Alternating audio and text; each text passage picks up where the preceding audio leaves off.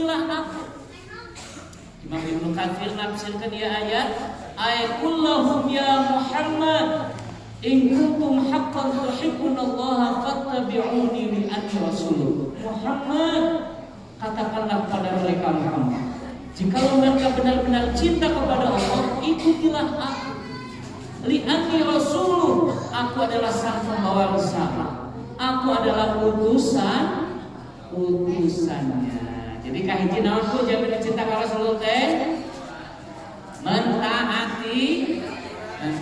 Anu kadua banyak menyebut namanya. Tadi Bapak sadayana nguningakeun man ahabba syai'an aktsaru min dzikrihi. Jami'an cinta sesuatu pasti banyak nyebatna. Ibu-ibu naon Bu, anu dipika cinta Bu? Gaduh gelang engal meserna teh di Paris. Luka Paris itu luka Paris Manjapa. Kata tagina ece tapi gaduh ieu padahal mah si eceuna teh teu ngaroskeun. Ibu teh kan api-api ateu. Naon margina mika cinta gelang anu ibu gaduh wajar karena kita mencintai benda tersebut. Ya, cinta kepada sang kekasih, siang menjadi kenangan, malam menjadi bayangan, tidur pun menjadi mau makan teringat. Pengalaman ibu ya. Maksud nama nyeurkeun aosan sholawat ketika Allah perintahkan kepada kita. Sholat, apakah Allah sholat? Tidak. Allah perintahkan zakat, apakah Allah zakat?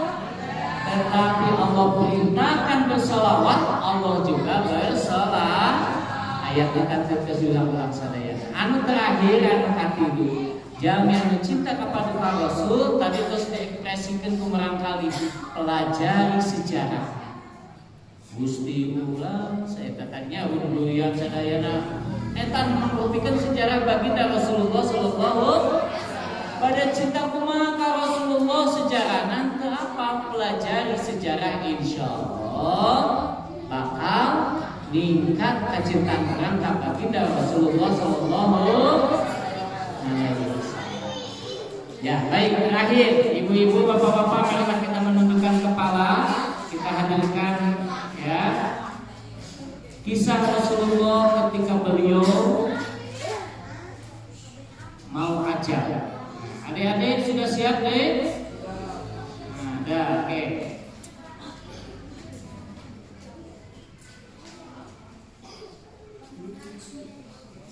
Ya.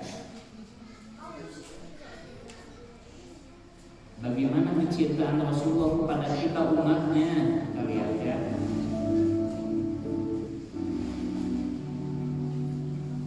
Ibu-ibu, bapak-bapak jemaah rahimahullah, kisah ini terjadi pada diri Rasulullah sebelum beliau wafat.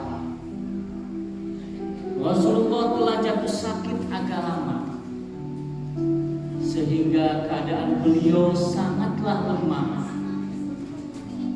Pada suatu hari, Rasulullah meminta Bilal memanggil semua sahabat datang ke masjid. Tidak lama kemudian penuhlah Masjid Nabawi itu dengan para sahabat. Sudah agak lama mereka tidak mendengarkan tausiah dari baginda Rasulullah sallallahu alaihi wasallam. Rasulullah duduk dengan lemah di atas mimbar. Wajahnya terlihat pucat, menahan sakit yang tengah dideritanya. Selepas beliau melaksanakan haji wada, beliau kembali ke Madinah, sakit selama 2 pekan. Setiap hari para sahabat datang menjenguk baginda Rasulullah SAW. Kemudian Rasulullah bersabda, "Wahai sahabat-sahabatku semua, aku ingin bertanya, apakah telah aku sampaikan semua kepadamu? Bahwasanya sesungguhnya Allah adalah satu-satunya Tuhan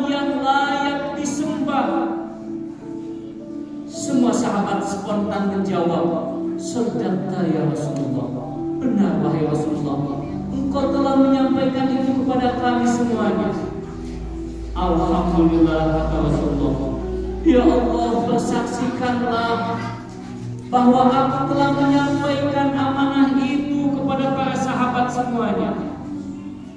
Kemudian Rasulullah bersabda lagi, dan setiap apa yang Rasulullah sabdakan selalu dibenarkan oleh para sahabatnya. Akhirnya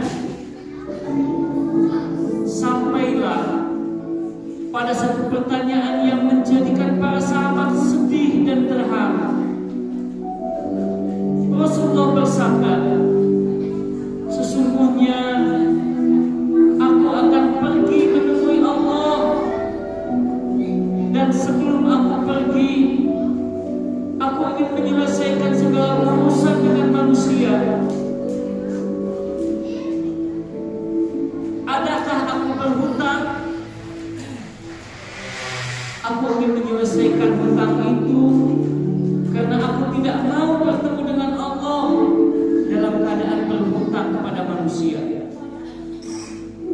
Ketika itu semua para sahabat diam, dan dalam hati masing-masing berkata, mana ada Rasulullah punya hutang kepada kami.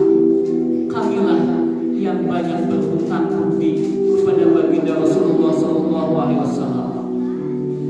Rasulullah mengulang kalimat itu sampai 3 kali. Tiba-tiba bangunlah seorang lelaki yang bernama Uqasyah,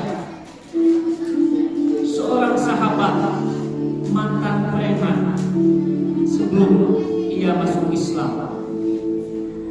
Ia mengatakan, ya Rasulullah, aku ingin sampaikan masalah ini kepadamu. Seandainya ini dianggap hutang dan aku minta engkau selesaikan. Seandainya ini bukan hutang, maka tidak perlulah engkau berbuat apa-apa. Rasulullah berkata, sampaikanlah wahai Uqasyah. Maka Uqasyah pun mulai bercerita. Aku masih ingat ketika perang Uhud dulu. Suatu ketika aku menunggang kuda, lalu engkau pukulkan semeti ke belakang kuda, tetapi semeti tersebut tidak kena kepada belakang kuda, tapi justru terkena pada dadaku. Karena ketika itu aku berdiri di belakang kuda yang kau tunggangi wahai Rasulullah. Mendengar itu Rasulullah berkata, sesungguhnya itu adalah hutang wahai Uqasyah. Kalau dulu aku pukul engkau, maka hari ini aku akan terima hal yang sama. Dengan suara yang agak tinggi Uqasyah berkata, kalau begitu aku ingin segera melakukannya wahai Rasulullah. Uqasyah seakan-akan tidak merasa bersalah mengatakan demikian. Sedangkan ketika itu sebagian sahabat berteriak marah kepada Uqasyah, sungguh engkau tidak berperasaan wahai Uqasyah. Bukankah baginda dalam keadaan sakit? Tetapi Uqasyah tidak menghiraukan semua itu.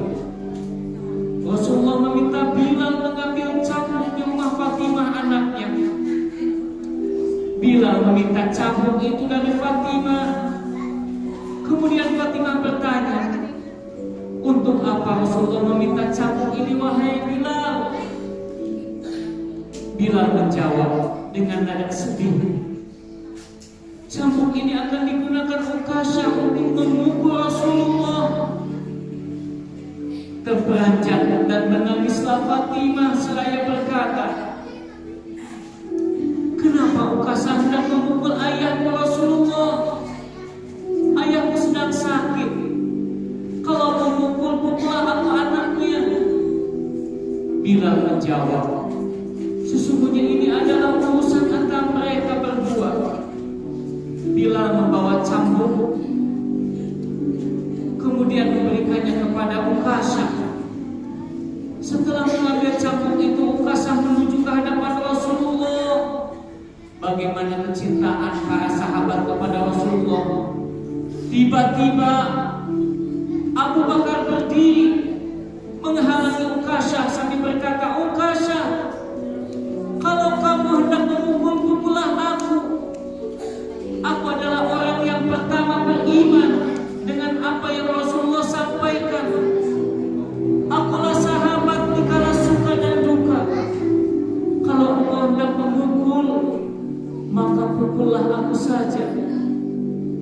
Rasulullah mengatakan, wahai Abu Bakar, duduklah.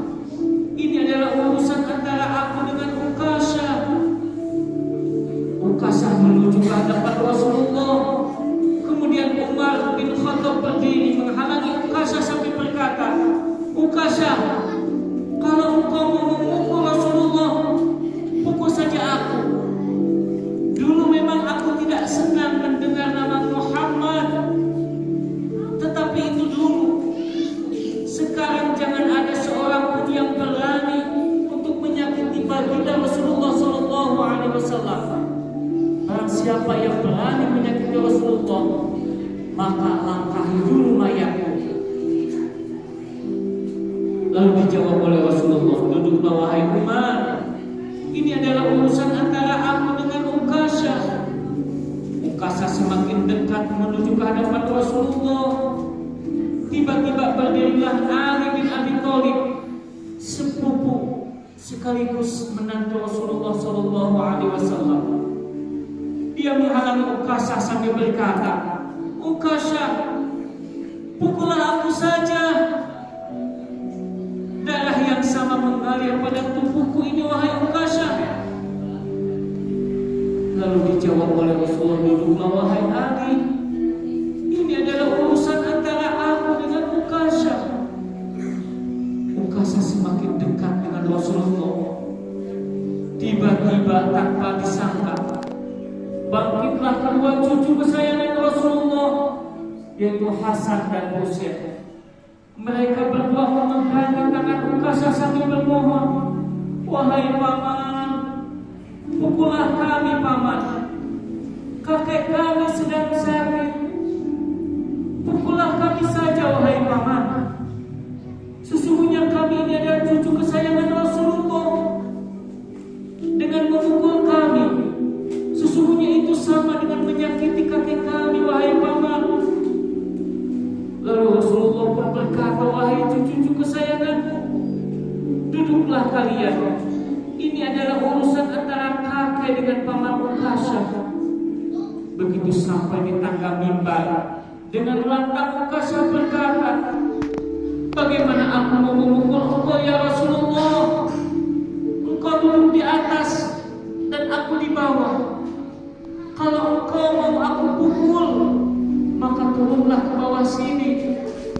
Rasulullah memang manusia terbaik. Kekasih Allah ini meminta beberapa sahabat memampahnya ke bawah. Rasulullah didudukkan pada sebuah kursi.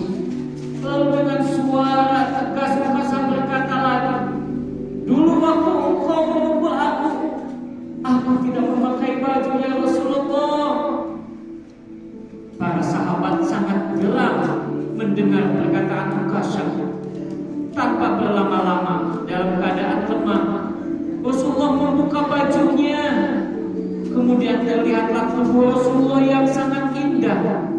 Sedangkan beberapa batu terikat di perut Rasulullah, pertanda Rasulullah sedang menahan lapar. Kemudian Rasulullah berkata, wahai Ukasha, segeralah dan janganlah engkau berlebih-lebihan. Nanti Allah akan murka padamu. Ukasha langsung menghambur menuju Rasulullah. Cambuk di tangannya ia buang jauh-jauh. Kemudian ia peluk tubuh Rasulullah. Ia memeluk tubuh Rasulullah seerat-eratnya sambil menangis sejadi-jadinya.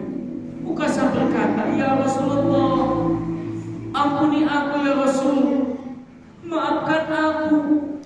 Mana ada manusia yang sanggup menyakiti engkau ya Rasulullah. Sengaja aku melakukan ini agar aku dapat merapatkan tubuhku dengan tubuhmu. Karena engkau pernah mengatakan barang siapa yang kulitnya pernah bersentuhan denganku, maka diharapkan api neraka atasnya. Seumur hidupku aku bercita-cita dapat memelukmu. Karena sesungguhnya aku tahu bahwa tubuhmu tidak akan dimakan oleh api neraka. Dan sungguh aku takut dengan api neraka.